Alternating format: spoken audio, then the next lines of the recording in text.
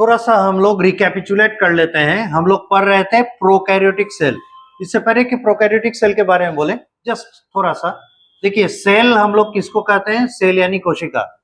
ये हो गया लिविंग यूनिट, जीवित पदार्थों का ये फंडामेंटल यूनिट है, ठीक है, जीवन का फंडामेंटल यूनिट।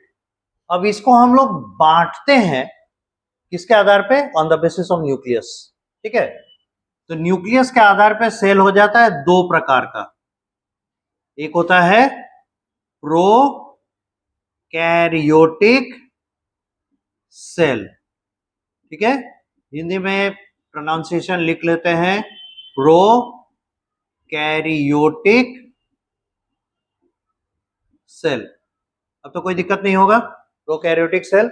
और दूसरा होता है यूकैरियोटिक सेल, इसे पढ़ेंगे यूकैरियोटिक सेल, ठीक है, prokaryotic eukaryotic cell. Prokaryotic cell में क्या है? अच्छा, हम लोग अभी बात किए हैं किसके आधार पे बांटे हैं? न्यूक्लियस के आधार पे। तो इसमें होगा क्या? न्यूक्लियस एब्सेंट होगा। जहां पे भी दिक्कत होगा पूछ लेना है। इसमें न्यूक्लियस एब्सेंट होगा और इसमें न्यूक्लियस प्रेजेंट होगा, ठीक है। और अब आगे बात करेंगे कि इसके एग्जाम्पल में तो बैक्टीरिया आता है, और एक दो नहीं, ऑल, सभी बैक्टीरिया को इस कैटेगरी में हम लोग रखते हैं, ठीक है। अब आइए इसमें, इसके एग्जाम्पल में आते हैं plant cell and animal cell. तो बताने का जरूरत नहीं है, प्लांट सेल को हिंदी में जो हम लोग कहते थे पादप कोशिका, इंग्लिश में एनिमल सेल, हिंदी हो गया जंतु कोशिका, ये वो है। तो ये तो बहुत सिंपल है, इसमें कोई हम लोग को दिक्कत नहीं होगा। अब हम लोग जिसको देखना चाह रहे थे या देख रहे थे, कंटिन्यू हो रहा था, वो है बैक्टीरिया। प्रीवियस वीडियोस थोड़ा देख लीजिएगा, वो आपका क्लैरिफाई हो जाएगा। जहां डाउट होगा अलग से क्लास में हमसे या क्लास के बाद पूछ लीजिएगा। क्लास के बाद टाइम रहता ही है, थोड़ा देर हम लोग रहते हैं, उसमें पूछ के क्लियर कर लीजिएगा, ठीक है। तो यानी हम लोग अगर प्रोकैरियोटिक सेल की जब भी बात करेंगे, किसकी बात करेंगे? बैक्टीरिया, ठीक है। अब आइए एक बैक्टीरिया का, पहले यहां तक आप नोट कर लीजिए।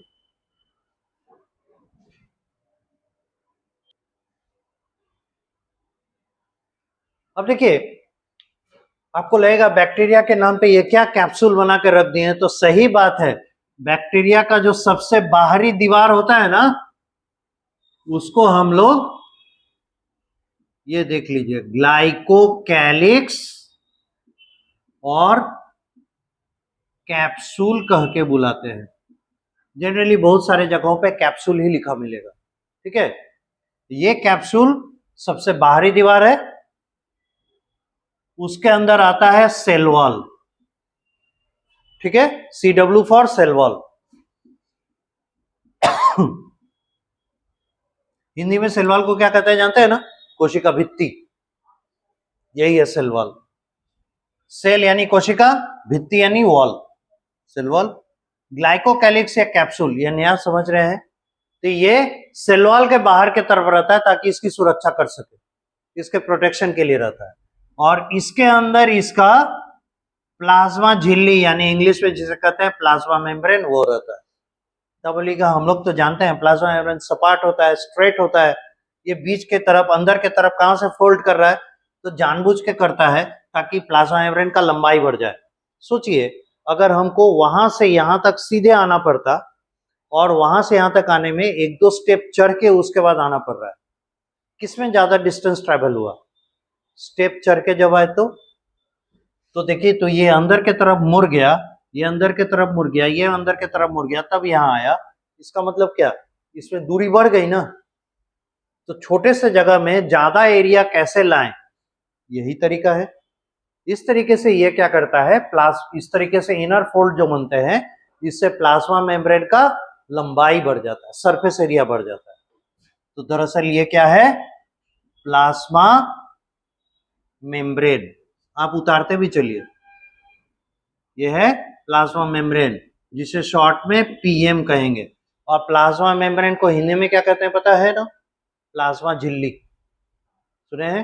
ये वही है प्लाज्मा मेम्ब्रेन यानी प्लाज्मा झिल्ली। तो सब सुना हुआ है, थोड़ा बहुत का अंतर है। अब देखिए प्लाज्मा मेम्ब्रेन के अंदर इसका लिविंग पार्ट रहता है, इसको कहते हैं साइटोप्लाज्म। अब साइटोप्लाज्म का हिंदी जानते ही होंगे, कोशिका द्रव, इसे हिंदी में कहते हैं। आप लोग को भी लग रहा हो कि अरे अच्छा हिंदी भी समझ रहे हैं, ठीक है, जानना चाहिए। यहां क्या रहेगा? साइटोप्लाज्म रहेगा जो लिविंग पार्ट है। उसके बाद ये जो अंदर के तरफ मुड़े हुए हिस्से हैं, इनका कोई हिंदी नहीं है, इन्हें मेसोसोम कहते हैं, ठीक है, इन्हें मेसोसोम कहते हैं। और मेसोसोम से ही जुड़ा हुआ रहता है। देखिए जानबूझ के हम ऐसा आड़ा तिरछा लकीर खींचे है कि जहां से शुरू हुआ था वहीं आके खत्म हुआ, ठीक है, इसके पीछे राज है। जब भी बनाइएगा इस तरीके से बनाइएगा, ठीक है। अब ये एरिया जो है, ये एरिया कहलाएगा न्यूक्लियोइड, इसका भी हिंदी नहीं है, न्यूक्लियोइड इसे हम लोग कहेंगे, ठीक है। तो शुरुआत है, थोड़ा थोड़ा करके आप लोग को आ जाएगा। यह है न्यूक्लियोइड, राइट। अब इसमें कुछ डॉटेड स्ट्रक्चर्स रहते हैं, इन्हें कहते हैं राइबोसोम्स। राइबोसोम जिन्हें कहा जाता है वो है राइबोसोम्स। और इसमें हमको एक लंबा सा ऐसा पूंछ जैसा स्ट्रक्चर दिखता है, इसे कहते हैं फ्लैजीला, और इसका भी हिंदी नहीं होता, इसे पढ़ेंगे फ्लैजीला, राइट, ये हो जाएगा फ्लैजिला। और इसके सरफेस पे हम लोग को कुछ ऐसे छोटे छोटे धागे जैसे, फाइबर जैसे स्ट्रक्चर्स देखने को मिलते हैं, ये पूरे इसके सरफेस पे रहता है, ठीक है। इन्हें कहते हैं हम लोग फिम्ब्री,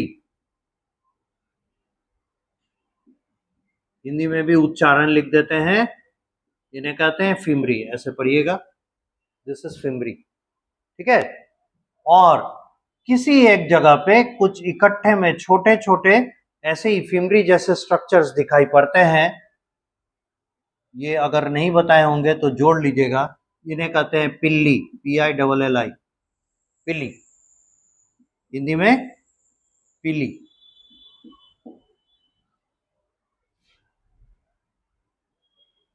और ये जो आप उलझा हुआ धागा जैसा स्ट्रक्चर देख रहे हैं ना, इसको कहते हैं क्रोमोसोम, और हिंदी में इसी को कहते हैं गुणसूत्र।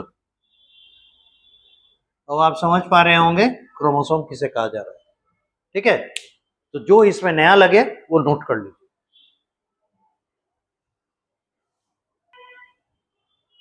तो यहां पे जिनको हम लोग बॉक्स में डाले हैं उनका डिस्कशन बाकी है, जहां टिक लगा हुआ है उनका हो चुका है, तो वो थोड़ा प्रीवियस वीडियोस देख लीजिएगा, बाकी हमसे समझ लीजिएगा अलग से।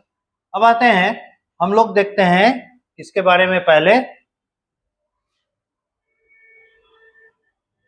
क्रोमोसोम देखिए।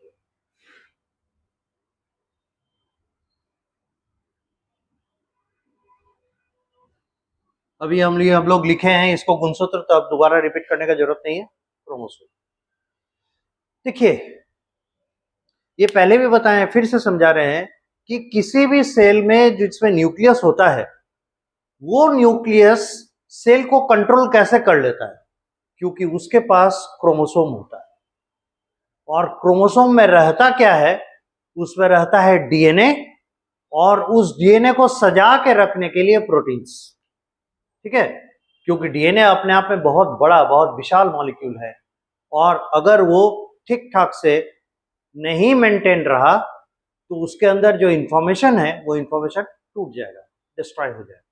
और अगर वो इंफॉर्मेशन डिस्ट्रॉय हो गए तो सेल को अगले कदम में क्या करना है पता ही नहीं चलेगा, और वो दिशाहीन हो जाएगा, एंड इट विल डाई, ये मर जाएगा। ऐसा क्यों है?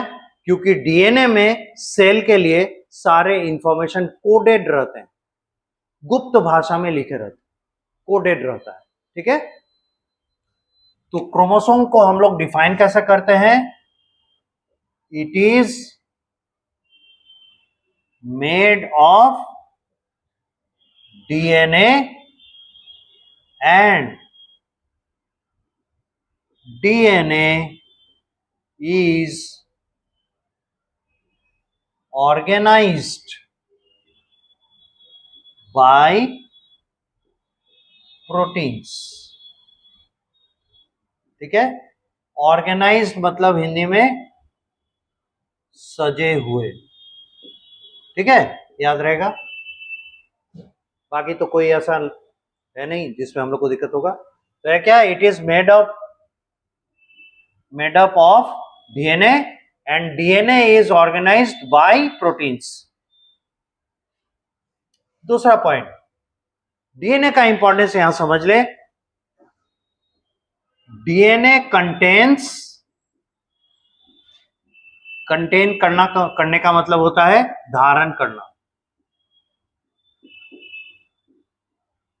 So DNA contains information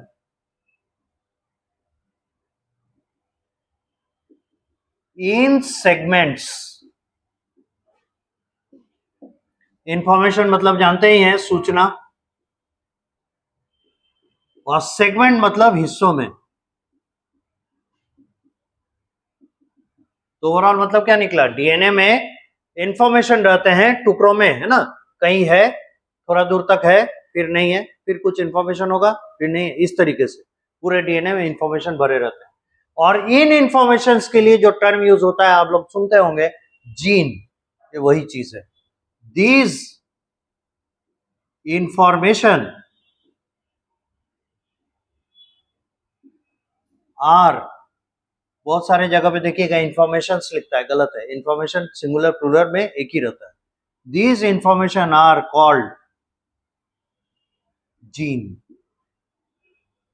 jeans, इन्हीं को जीन कहा जाता है, ठीक है। तो what are genes? Genes are the information present over the DNA. DNA पर जो इंफॉर्मेशन रहता है उन्हें जीन कहते हैं, ठीक है। These genes have messages for life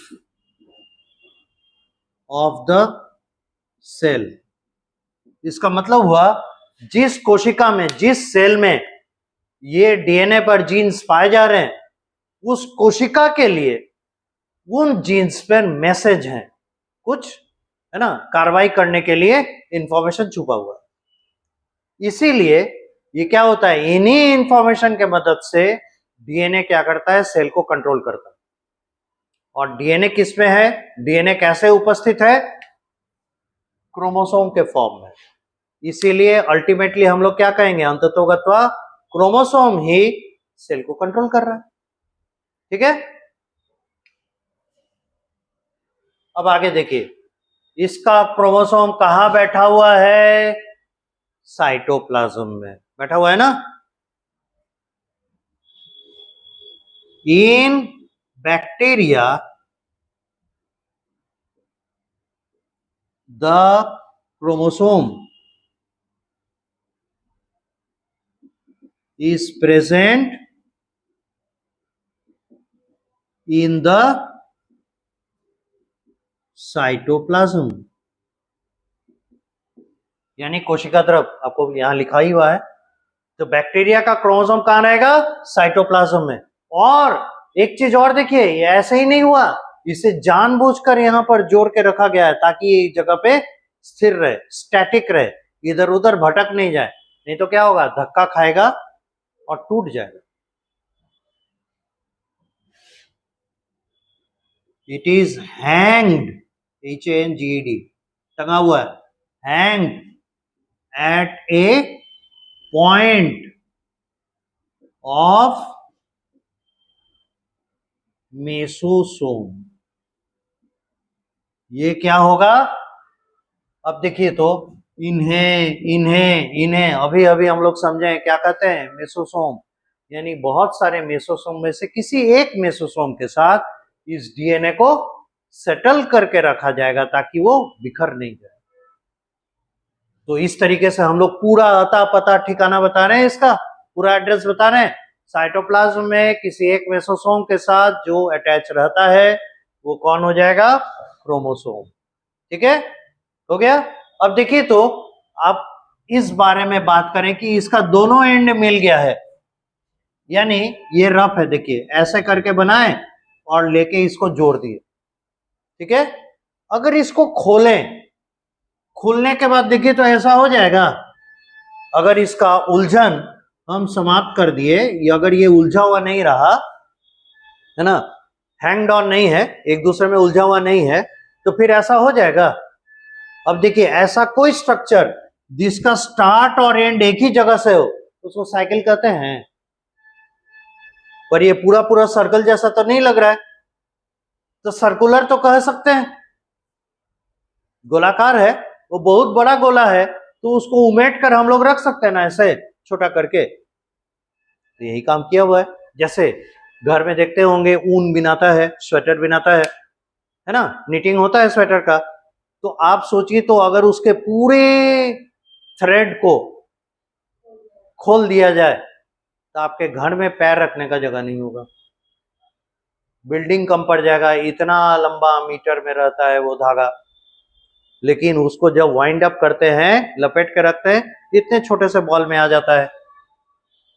आपको नहीं लग रहा है कि ऐसा ही कुछ किया हुआ है?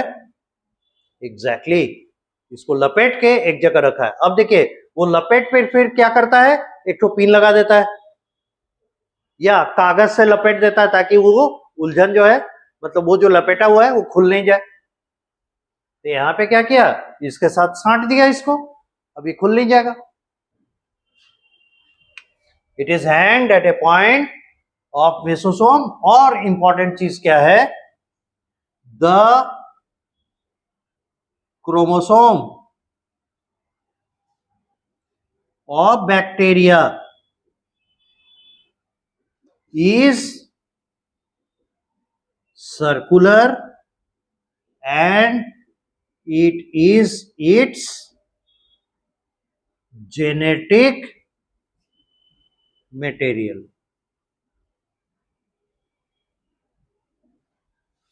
ये एक नया टर्म है, जेनेटिक मटेरियल हिंदी में कहते हैं आनुवांशिक। वेरी गुड, आनुवांशिक पदार्थ। और आनुवांशिक पदार्थ या जेनेटिक मटेरियल कहने का मतलब है क्या, पेरेंट्स से ऑफस्प्रिंग में जो चीज जाता है ना, सेल टू सेल, ये वही है। यानी मदर बैक्टीरिया से डॉटर बैक्टीरिया में जो इंफॉर्मेशन के रूप में मटेरियल आएगा, that will be the chromosome. समझ में आ गया कितना इंपॉर्टेंट है ये? और ये इसलिए भी इंपॉर्टेंट है क्योंकि इसमें सारा राज छुपा है कि बैक्टीरिया कैसे जिएगा, हर कदम पे क्या काम करेगा, है ना। अब लिखिए यहां तक, को थोड़ा सा अब यहां पे जगह बनाना है। क्रोमोसोम के बारे में बहुत कुछ जान गए हैं, है ना, और इसका नेचर भी देख रहे हैं, ये सर्कुलर होता है बैक्टीरिया। ठीक है, क्रोमोसोम के बाद अब हम लोग देखेंगे अगला, वो है न्यूक्लियोइड।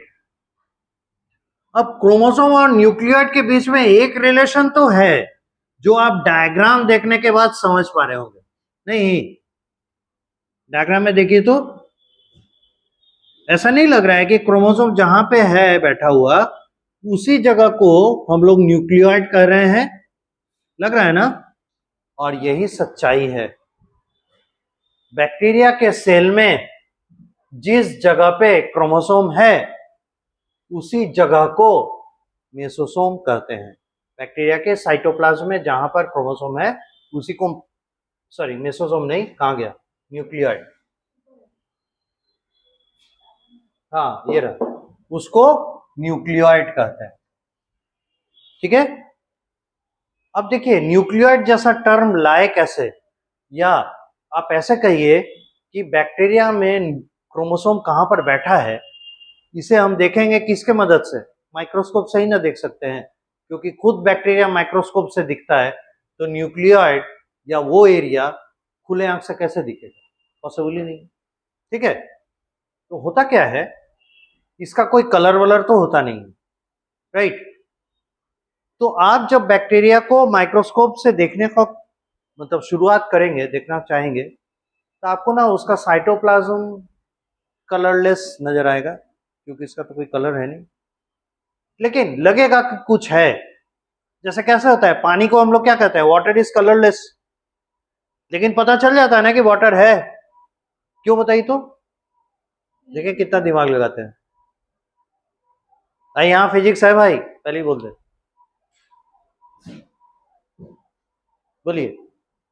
फिजिक्स के नाम से मत डरिए, ये बताइए देख के कैसे पता चलेगा। हाँ बोलिए बोलिए बोलिए, तेज बोलिए, नहीं सुन पाए। पानी कहीं पे है कैसे मालूम चलेगा, मतलब कैसे हम लोग को लग जाता है। देखिए मान लेते हैं फर्श पे पानी गिरा हुआ है, तो फर्श पे चारों तरफ नजर दौड़ा रहे हैं ना, तो एक जगह पे लगेगा कि हम लोग को कुछ वहां पर है। क्यों ऐसा लगता है पता है, वैसा इसलिए क्योंकि भले वो ट्रांसपेरेंट है पर उसमें मॉलिक्यूल्स तो हैं, वो एक्स्ट्रा मॉलिक्यूल है जो फर्श पर पड़ा हुआ है, दूसरे जगह पे वो मॉलिक्यूल है नहीं। तो लाइट जब उससे टकराएगा ना, तो लाइट का वेलोसिटी हो जाएगा कम, कोलिजन होगा ना, टक्कर खाएगा। जैसे मान लीजिए आप डायरेक्ट गेट से निकल जाइएगा, तो जिस रफ्तार से जा रहे हैं दंदनाते हुए निकल जाइएगा, और दो तो स्टूडेंट वहां खड़ा है, अब उस स्पीड से जाइएगा तो उससे टक्कर हो जाएगा ना, तो आप अपने आप को रोकिएगा ना, धीमे चलिएगा। ठीक उसी तरीके से जहां पे पानी गिरा हुआ है उससे टकरा के जब लाइट आ रहा होगा, तो क्या हो रहा है, उसका स्पीड स्लो हो जा रहा है, इसीलिए आपको थोड़ा सा इधर उधर कुछ अलग सा नजर आएगा। So that is an indication कि वहां पर कुछ है, और पानी उसी तरह का दिखता है इसीलिए वो वाटर है। ठीक उसी तरह का हम लोग को यहाँ फीलिंग होगा साइटोप्लाज्म में, क्योंकि इसमें भी 80% वाटर ही होता है। ठीक, तो इसमें भी हम लोग को लगेगा कुछ है, लेकिन इस कुछ है में बहुत कुछ है नजर आएगा जहां पर ना क्रोमोसोम होगा, क्योंकि भले ये ट्रांसपेरेंट है पर ये काफी बड़ा हेवी विशालकाय मॉलिक्यूल है, और ये एक जगह इकट्ठा होके छोटा सा बन के बैठा हुआ है। तो यहाँ पे क्या होगा, गाढ़ापन ज्यादा नजर आएगा, डेंस ज्यादा नजर आएगा, और साइटोप्लाज्म में जिस जगह पे डेंसिटी ज्यादा नजर आए वही जगह है न्यूक्लियोइड का, ऐसे हम लोग पहचानते हैं। ठीक है, अब इसी विशेषता क्या है न्यूक्लियोइड की, क्योंकि यहां पे क्रोमोसोम रहता है। अब देखिए, बिना क्रोमोसोम कोई भी सेल जिंदा नहीं रह सकता, क्योंकि इंफॉर्मेशन उसी में है, और सेल को जिंदा रहना है तो उसको कंट्रोल भी होना होगा, तो क्रोमोसोम उसको कंट्रोल कर रहा है। बस इसकी विशेषता यह है कि इस क्रोमोसोम को घेर के कोई मेम्ब्रेन नहीं रखा, अगर रख देता तो न्यूक्लियस कह देते, नहीं घेर के रखा इसीलिए इसे न्यूक्लियोइड कह देते। आई बात समझ में, पर दोनों का काम वही है, न्यूक्लियस का न्यूक्लियोइड का, सेल को कंट्रोल करना। क्लियर,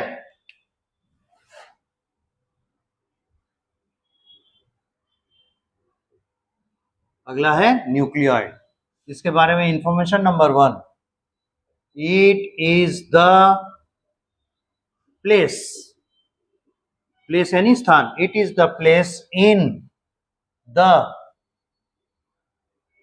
बैक्टीरियल साइटोप्लाज्म, बैक्टीरियल मतलब बैक्टीरिया का, साइटोप्लाज्म मतलब कोशिका द्रव, it is the place in the bacterial cytoplasm where chromosome is present. ये बैक्टीरिया के साइटोप्लाज्म में वो स्थान है जहां क्रोमोसोम पाया जा रहा है। दूसरा, इट appears hazy और हेजी मतलब होता है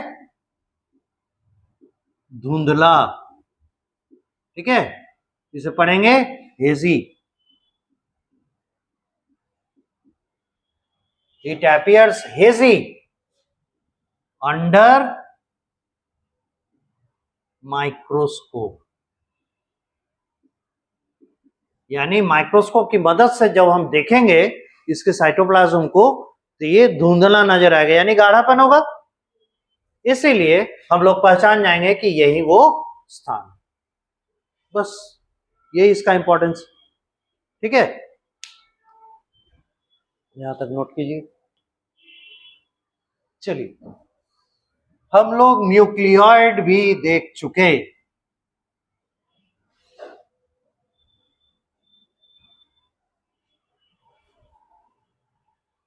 हम लोग न्यूक्लियॉइड भी देख चुके। अब क्या बचा?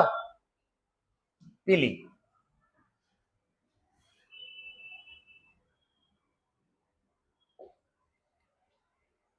अच्छा हाँ, एक स्ट्रक्चर और इसमें जोड़ेंगे, है ना, और इन्हें कहेंगे हम लोग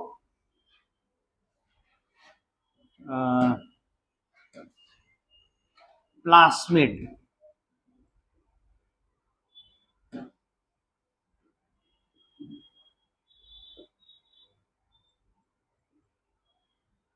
हिंदी में भी लिख दिए, क्या पढ़ेंगे इसे? प्लास्मिड।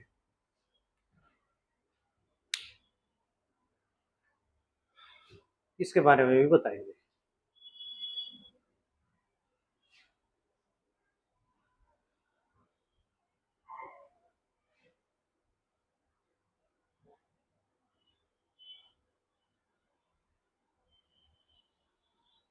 हो गया। अब आइए देखिए, पहले देखते हैं पिल्ली। प्लास्मिड को तो इसके बाद देखते हैं, पर थोड़ा समझा दें। देखिए, आप अगर किसी बाहर जाते हैं, किसी बाहरी घूमने के जगह पर जाते हैं, जैसे मान लेते हैं हम लोग हिल स्टेशन गए घूमने के लिए, वहां तो हमारा घर नहीं है, कहाँ रुकेंगे?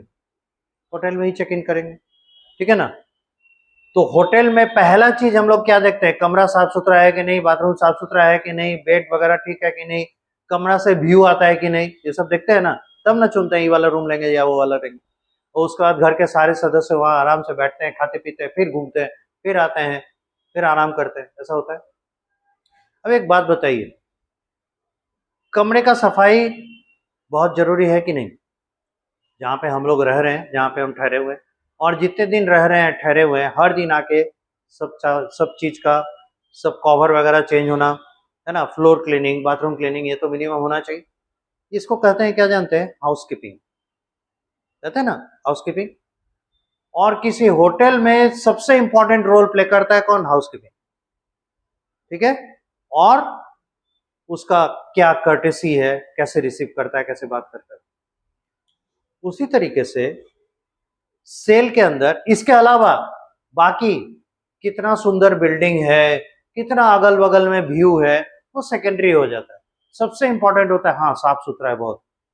तो पहले इंप्रेशन क्या पड़ता है? ये जगह रहने लायक।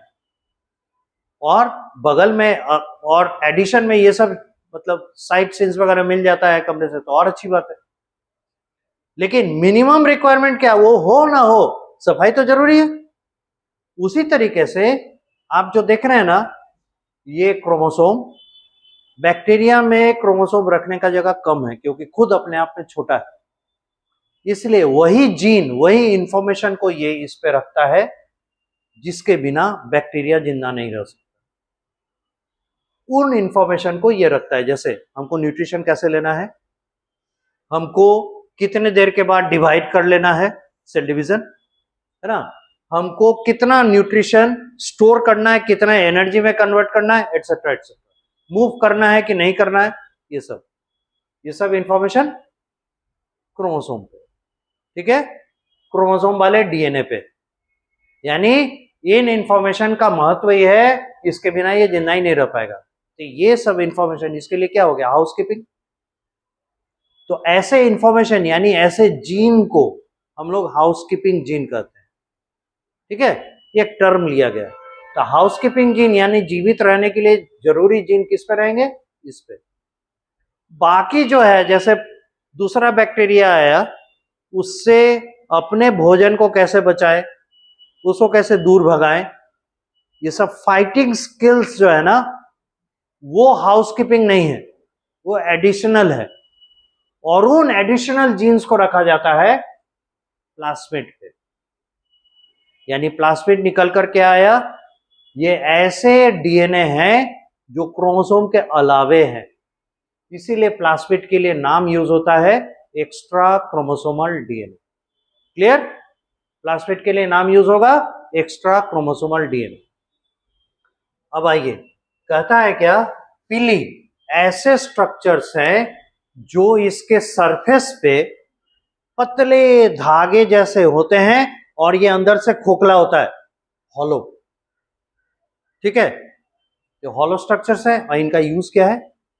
कहता है क्या, अगर कोई बैक्टीरिया दूसरे बैक्टीरिया के साथ अटैच हो जाता है, कांटेक्ट में आता है, तो क्या करता है, जिसके पास पीली नहीं है उसी से जुड़ेगा, जिसके पास पीली है उससे नहीं जुड़ेगा। ठीक है, तो आपस में रिपेल करते हैं। और जिनके पास पीली नहीं है, ऐसे दो बैक्टीरिया आपस में जुड़ नहीं सकते क्योंकि कांटेक्ट बनेगा नहीं। तो कांटेक्ट किनके बीच में बनेगा? जिनमें पीली है और जिनमें पीली नहीं है, उनके बीच में कांटेक्ट बनेगा। ठीक है, अब क्या होता है, इस दौरान पीली वाले बैक्टीरिया अपना जीन, डीएनए का कुछ पार्ट पीली के द्वारा दूसरे वाले बैक्टीरिया जिसमें पीली नहीं है उसमें ट्रांसफर कर देता है। क्या समझे?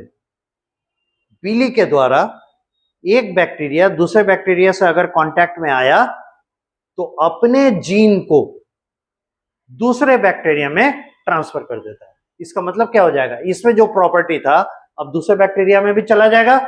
और यही कारण है समय के साथ अब बहुत सारे बैक्टीरिया में ड्रग रेजिस्टेंस आ रहा है, यानी मेडिसिन से वो मेडिसिन टॉलरेट कर ले रहा है, उसे हाई ऑर्डर का एंटीबायोटिक जब दे रहे हैं तभी बीमारी ठीक हो रही है।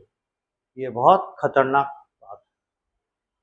और इसके पीछे रीजन क्या है, ये जो बैक्टीरिया पीली के द्वारा दूसरे बैक्टीरिया से जुड़ता है, इसी कारण ऐसा होता है और वो ट्रांसफर कर ले रहा है। ठीक है, तो पीली क्या है? Number 1, these are hollow. Hollow मतलब खोखला।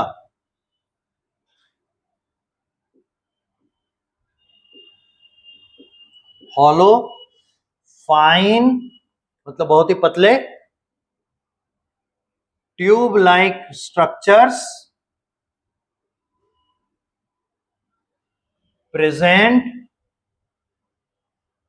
फाइन यानी पतले, present at the surface of bacteria for transfer of genes to the other bacteria.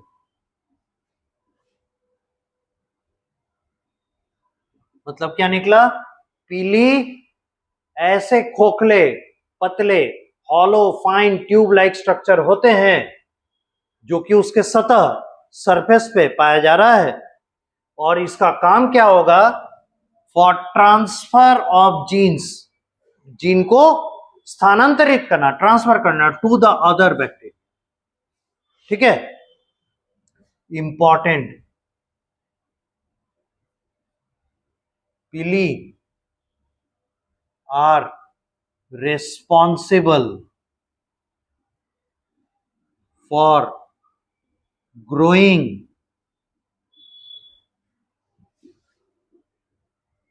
drug resistance among the bacteria।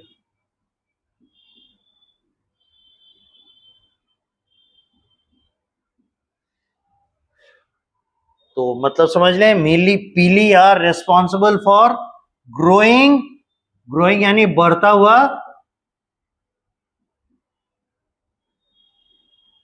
क्या चीज बढ़ रहा है? बढ़ता हुआ ड्रग रेजिस्टेंस, मेडिसिन को रोक लेने की क्षमता, ड्रग रेजिस्टेंस। एमोंग मतलब मध्य में, बीच में, एमोंग द बैक्टीरिया, बैक्टीरिया में जो ड्रग रेजिस्टेंस हो रहा है उसके लिए रेस्पॉन्सिबल यही हो रहा है। ठीक है, यहां तक लिखिए।